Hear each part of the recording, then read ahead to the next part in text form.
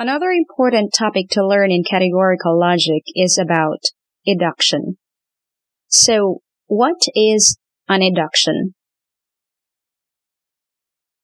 Eduction is a form of immediate inference which involves the act of drawing out the implied meaning of a given proposition.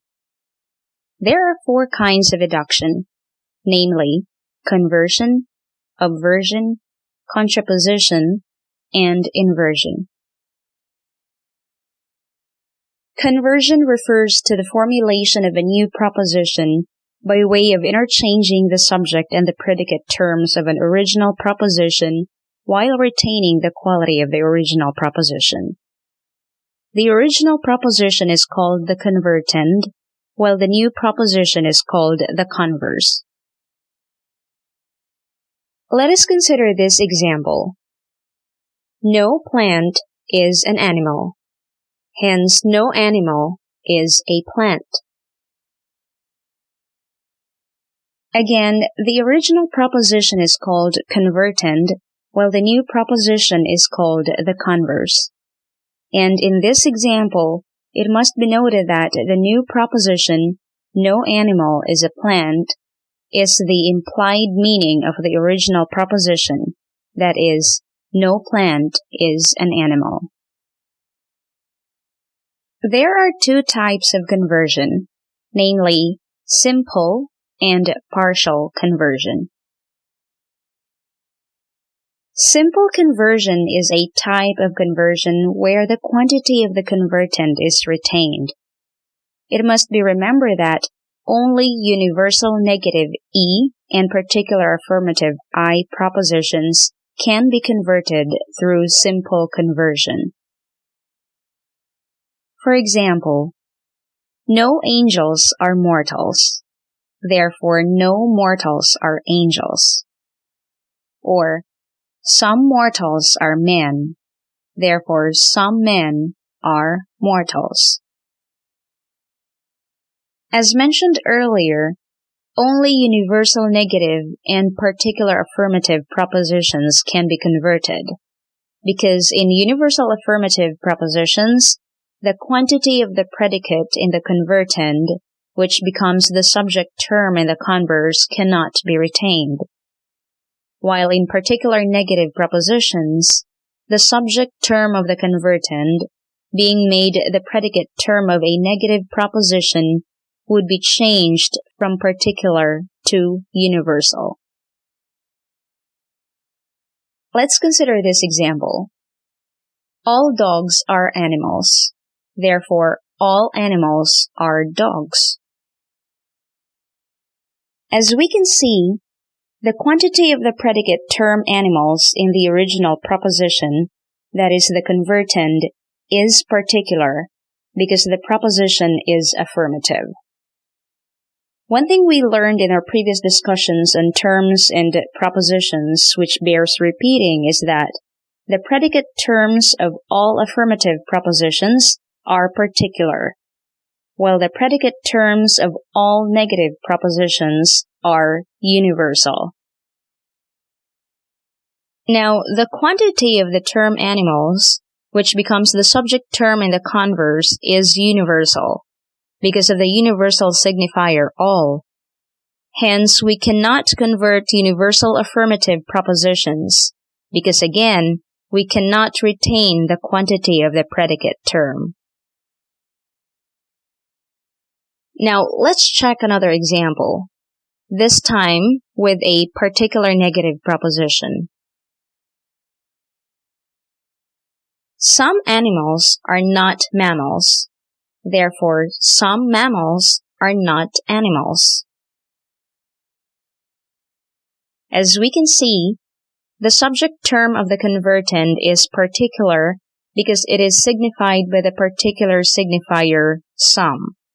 But it becomes universal in the converse because it becomes the predicate term of a negative proposition.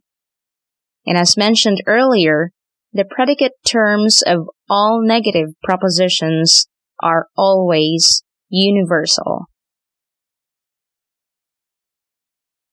Partial conversion, on the other hand, is a type of conversion where the quantity of the converted is reduced from universal to particular. Of course, partial conversion can only be applied to universal affirmative and universal negative propositions, where a universal affirmative proposition is changed to particular affirmative and a universal negative proposition is changed to particular negative. Here are some examples. All computers are gadgets. Therefore, some gadgets are computers. No computers are robots.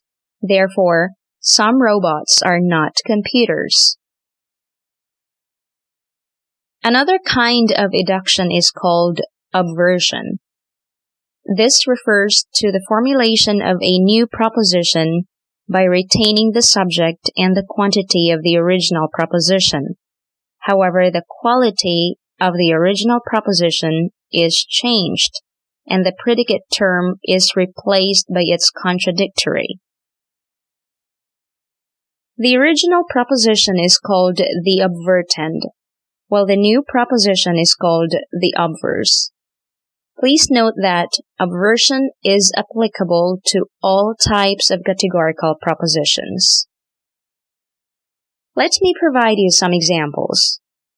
1. All men are mortal. Therefore, no men are immortal. 2. No giants are small creatures. Therefore, all giants are big creatures. 3. Some men are mortal. Therefore, some men are not immortal. And 4. Some politicians are not corrupt individuals. Therefore, some politicians are non-corrupt individuals. Next is contraposition. Contraposition is the result of the combination of the principles of conversion and obversion. And there are two types of contraposition, namely partial and complete contraposition. In partial contraposition, the subject of the contraposit, that is the new proposition, is the contradictory of the contraponent, that is the original proposition. And the quality of the contraponent is changed in the contraposit. And lastly, the predicate term in the contraposit is the subject term in the contraponent. Let us consider these examples. 1. All whales are mammals. Therefore, no non-mammals are whales. 2. No police officers are drug addicts. Therefore, some non-drug addicts are police officers. 3. Some students are not studious individuals. Therefore, some non-studious individuals are students. It must be noted that particular affirmative I propositions have no contraposits. Hence, we cannot apply contraposition to particular affirmative propositions. This is because contraposition involves two steps, namely, first, obversion, and then second, conversion. Now, as we learned earlier, since the obverse of an I proposition is O proposition, then we cannot proceed because an O proposition does not have a converse. In a complete contraposition, on the other hand, the subject term in the contraposit is the contradictory of the predicate term in the contraponent, and the quality of the contraponent is not changed in the contraposit.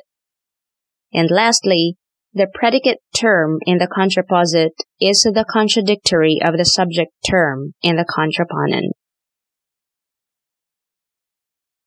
Here are some examples. 1. All whales are mammals. Therefore, all non-mammals are non-whales. 2. No criminals are good people. Therefore, some evil people are not non-criminals. 3. Some students are not studious. Therefore, some non-studious are not non-students.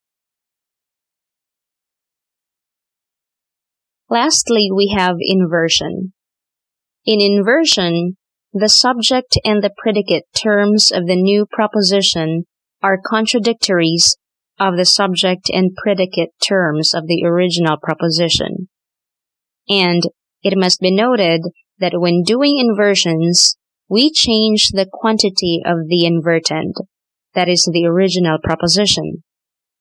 Hence, inversions involve the changing of universal affirmative A propositions to particular affirmative I propositions, and universal negative E propositions to particular negative O propositions.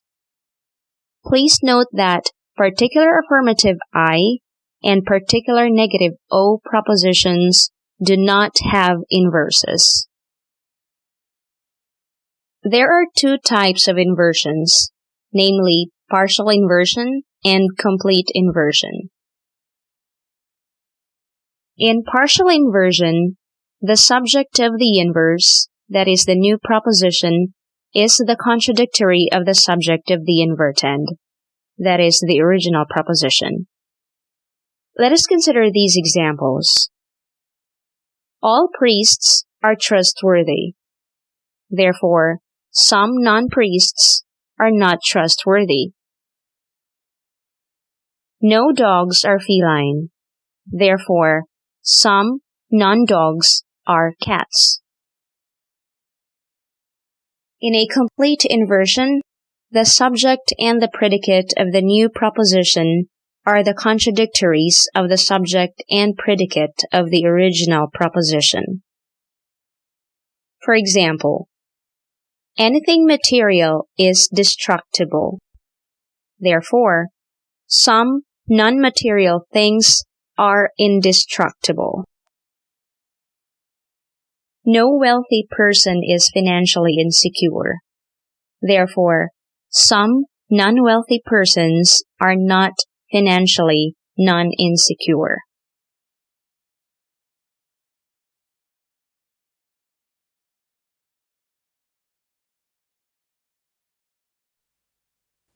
That's it for now. Thanks for visiting us today for another whiteboard discussion here at PHILO-notes. Full transcript of this video is available at PHILO-notes.com. And to keep you updated of our newest videos, simply click here and subscribe and tap the bell for notifications. Thanks! Take care!